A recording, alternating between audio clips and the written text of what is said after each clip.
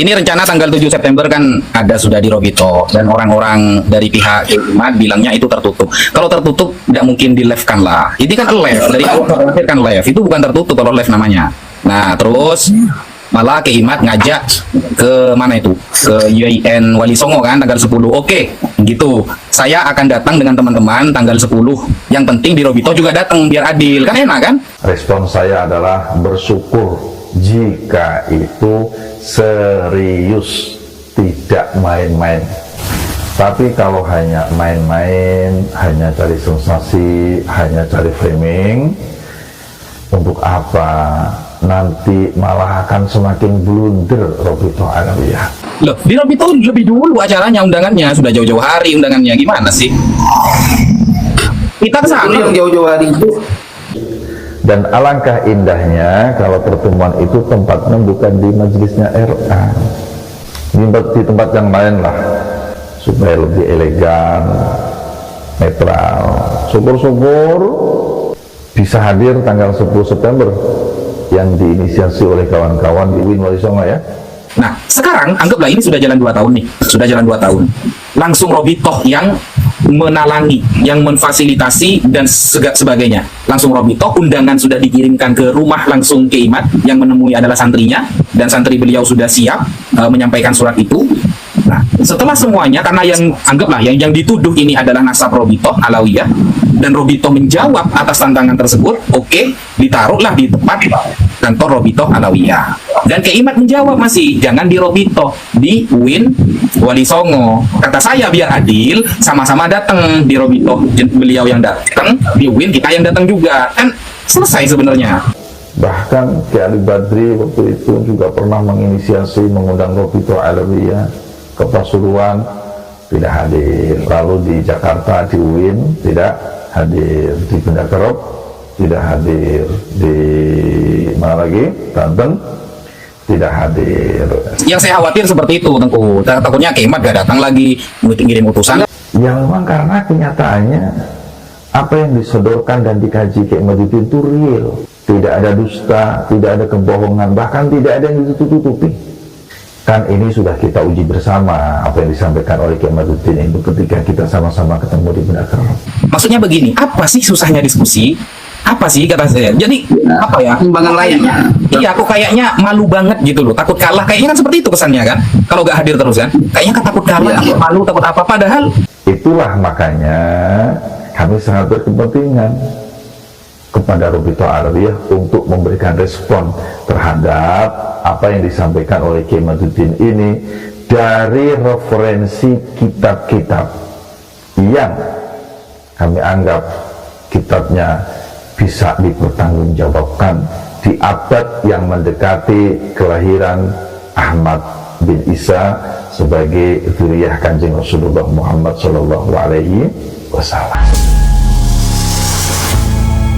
Assalamualaikum warahmatullahi wabarakatuh. Alhamdulillah wassalatu wassalamu ala rasulillah. Saudaraku yang budiman, apa kabar? Semoga semua dalam keadaan sehat walafiat, tidak kurang satu apapun, penuh dengan limpahan rahmat dan keberkahan dari Allah Subhanahu wa Ta'ala. Hari ini kami diminta untuk memberikan respon, tanggapan ya, terhadap maraknya undangan yang beredar di medsos katanya. Undangan apa ya? Undangan dari RA yang ditujukan untuk Kiai Madudin. Undangannya mudakarah ya, diskusi. Alhamdulillahirabbil alamin. Respon saya adalah bersyukur jika itu serius, tidak main-main. Kami siap untuk membantu jika diperlukan. Tapi kalau hanya main-main, hanya cari sensasi, hanya cari framing, untuk apa? Nanti malah akan semakin blunder Robito Alawiyah. Percaya deh sama kami. Nah, saudaraku yang budiman, kenapa kok kami ini sangat sekali berkepentingan pertemuan antara pihak Robito Alawiyah dengan Kiai Madudin? Ya kan kita sudah pernah inisiasi berkali-kali. Bahkan Ki Ali Badri waktu itu juga pernah menginisiasi mengundang Robito Alawiyah ke Pasuruan, tidak hadir. Lalu di Jakarta, di UIN tidak hadir, di Benda Kerep tidak hadir, di mana lagi, Banten tidak hadir. Sehingga kalau memang Robito Alawiyah punya inisiasi untuk bertemu dan membahas masalah nasab, kami semua sangat mendukung, tapi serius. Dan alangkah indahnya kalau pertemuan itu tempatnya bukan di majelisnya RA, di tempat yang lain lah, supaya lebih elegan, netral. Syukur-syukur bisa hadir tanggal 10 September yang diinisiasi oleh kawan-kawan di UIN Wali Songo ya, di UIN Wali Songo. Nah itu Robito Alawiyah kalau bisa hadir di situ, Masya Allah, kami akan ikut berpartisipasi dalam menjaga keamanan, kedamaian, kelancaran, dan lain-lain yang diperlukan, insya Allah. Saudaraku yang budiman yang dirahmati oleh Allah, awalnya kami anggap perdebatan nasab ini sudah selesai. Diskusi mudzakarah masalah nasab ini sudah selesai, karena penantian yang cukup panjang, kurang lebih setahun, agar RA memberikan respon secara resmi pun sampai detik ini tidak kami dengarkan. Sehingga hari ini sebetulnya yang kami inisiasi itu bukan pertemuan membicarakan masalah nasab, justru cari win-win solution agar masyarakat para muhibbin ini tetap damai. Itu yang sedang kami inisiasi. Kami sedang komunikasi dengan beberapa sahabat, para alim, para ulama, abuya, kiai, dan juga orang-orang yang pro dengan Pak Alawi. Tiba-tiba pagi ini kami dapat informasi ada undangan pertemuan membahas masalah nasab yang diinisiasi oleh Robito Alawiyah. Masya Allah, apa iya? Ya, apa iya serius? Saudaraku yang beriman yang dirahmati oleh Allah, kitab-kitab nasab yang sampai detik ini menjadi perbincangan publik yang disodorkan oleh Kiai Maduddin, itu sebelumnya, maaf kalau saya salah, saya belum pernah mendengar guru-guru kita, Mbah Nawawi, Mbah Khalil, Mbah Hashim, bahkan Mbah Mun membuka dan membahas kitab-kitab yang sama dibuka dan dibahas oleh Kiai Maduddin. Saya belum pernah mendengar itu informasinya. Barangkali sahabat-sahabat, saudara yang budiman, ada informasinya, monggo, mungkin kami salah. Tapi sampai detik ini saya belum pernah dengar kalau guru-guru kita pernah membuka kitab-kitab yang dikaji oleh Kiai Maduddin tentang nasab Alawi. Karena kami yakin orang-orang alim, mereka semua kalau membuka kitab-kitab yang dikaji oleh Kiai Maduddin, kitab-kitab nasab maksudnya, setidak-tidaknya akan mengalami permasalahan di lapangan seperti ini, walaupun tidak sebesar ini. Ya memang karena kenyataannya apa yang disodorkan dan dikaji Kiai Maduddin itu real. Tidak ada dusta, tidak ada kebohongan, bahkan tidak ada yang ditutup-tutupi. Kan ini sudah kita uji bersama apa yang disampaikan oleh Kiai Maduddin itu ketika kita sama-sama ketemu di Benda Kerep. Persis dengan isi kitab yang belum baca. Jadi beliau menyampaikan isi kitab, menguraikan, lalu mempublikasi ke publik. Salahnya di mana? Betul tidak? Dan yang disampaikan itu tidak ada dusta, kecuali beliau menyampaikan itu tidak sama dengan isi kitab rujukannya, referensinya, manuskripnya. Nah, itu namanya membuat keresahan atau hoax. Ini enggak. persis beliau menyampaikan isinya. Bahkan referensinya pada saat itu kita kaji bersama juga. Tidak ada yang meleset. Itulah makanya kami sangat berkepentingan kepada Rabithah Alawiyah untuk memberikan respon terhadap apa yang disampaikan oleh Kiai Madzuddin ini dari referensi kitab-kitab yang kami anggap kitabnya bisa dipertanggungjawabkan di abad yang mendekati kelahiran Ahmad bin Isa sebagai dzurriyyah Kanjeng Rasulullah Muhammad Sallallahu Alaihi Wasallam.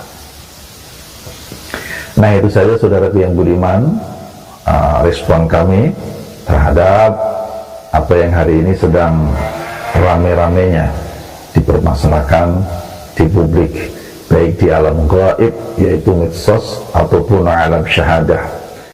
Nah, perjalanan waktu kemudian saya dapat kabar bahwa pertemuan berikutnya insya Allah dilaksanakan di Banten. Apa yang kita kenal dengan istilah apa? Debat Banten.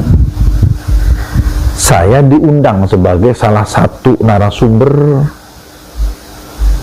dan dapat kepastian dari panitia insya Allah Rabithah Alawiyah bisa hadir pada waktunya. Senang saya ya Allah, karena saya ingin sekali mendengar penjelasan dari Rabithah Alawiyah terhadap apa yang disampaikan oleh Kiai Madzuddin yang kita sebut sebagai tesis itu. Bagaimana sanggahan RA, barangkali RA memiliki referensi kitab nasab yang berbeda, manuskrip yang berbeda, sehingga enak kalau kami bisa mendengarkan dari kedua belah pihak. Paham ya? Tapi saat injury time tiba, kemudian saya dapat kabar dari panitia, RA nggak bisa hadir Kiai karena ketuanya sedang sakit. Terus terang saja nih, ya, saat itu banyak di antara kami yang kecewa. Akhirnya saya sampaikan kepada panitia, yang saya Gus, saya juga kayaknya tidak bisa hadir. Ya, salah satu alasannya kan RA tidak hadir, dan saya juga pada saat itu sedang ngurusi mertua yang sakit. Tapi andai saja RA hadir, insya Allah akan saya paksakan untuk bisa hadir di tempat saat itu. Sebab saya berpikir kalau RA tidak hadir, ya pertemuannya seperti yang di benda kerep, hanya ngomong-ngomong doang, ngobrol-ngobrol doang. Makanya ketika terjadi pertemuan itu dipastikan kan oleh panitia, siapa di antara panjenengan yang mewakili RA, kan tidak ada. Habib Hanif, Abuya Qurtubi, Mas Wafi, Mas Rumail, dan yang lainnya, semua yang hadir itu tidak berkapasitas mewakili RA.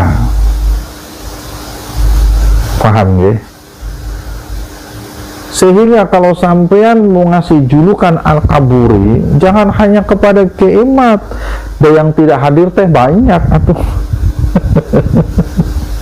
Saya tidak hadir juga, RA juga tidak hadir. Hayo. Nah, saudaraku yang budiman, kenapa ini perlu saya jelaskan? Kenapa perlu saya sampaikan? Supaya sampean itu tidak misunderstanding, mispersepsi.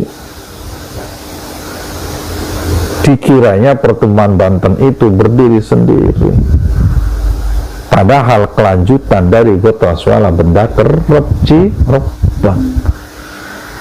Nah, saat itu pun beberapa jam pasca pertemuan di Banten, ya kayak begini, di syuting begini, secara umum kami sampaikan, pertemuan di Banten tidak ada hasilnya,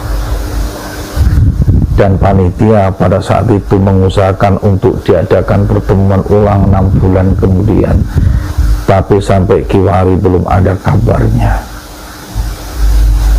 Sehingga akhirnya hari ini saya merasakan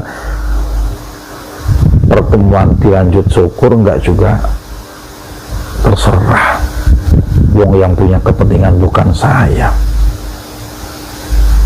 Paham ya? Nah, saudaraku yang budiman yang dirahmati oleh Allah, sekali lagi, jangan membuat framing, jangan memberikan persepsi menurut kami, menurut saya, sebelum kita tahu peristiwa itu terjadi dengan sebenar-benarnya. Paham? Jadi itu ya teman-teman, respon dari Kiai Haji Muhammad Raden Abdul Razak LM ya, yang mana Kiai Abdul Razak LM ini menanggapi tentang beredarnya undangan dari Robitoh terhadap teman-teman dari Kiai Haji Imaduddin, yang mana Ustadz Wafi tadi menjelaskan bahwa undangannya itu bukan undangan tertutup. Masa kalau ada undangan tertutup disiarkan di Nabawi TV gitu ya. Jadi mendapatkan tanggapan dari Kiai Haji Muhammad Raden Abdul Razak LM ya. Jadi pada tanggal 10 September ini semoga dari Robitoh terutama Habib Taufik bisa menghadiri, biar bisa ketemu permasalahannya ya, antara yang lagi rame ini, antara nasab ini, nasab Alawi ini ya. Jadi Kiai Abdul Razak ini berharap sekali untuk dari pihak Robitoh terutama Habib Taufik bisa menghadiri undangan diskusi di UIN Semarang ini ya teman-teman, UIN Wali Songo Semarang ya. Jadi beliau berharap undangannya bisa dihadiri ya sama Habib Taufik. Kalau misalnya seperti kemarin undangan yang dihadiri hanya Habib Hanif dan Ustadz Wafi ini tidak mewakili, menurut Kiai Haji Raden Abdul Razak ini tidak mewakili dari Robitoh kalau bukan yang bersangkutan langsung yang hadir ya ini. Oke, terima kasih buat teman-teman semua. Mohon maaf apabila ada kata-kata yang salah yang kurang berkenan, mohon dimaafkan. Ini hanya sebuah informasi, mudah-mudahan informasi ini bermanfaat buat kita semua. Oke, terima kasih, sampai jumpa di video selanjutnya.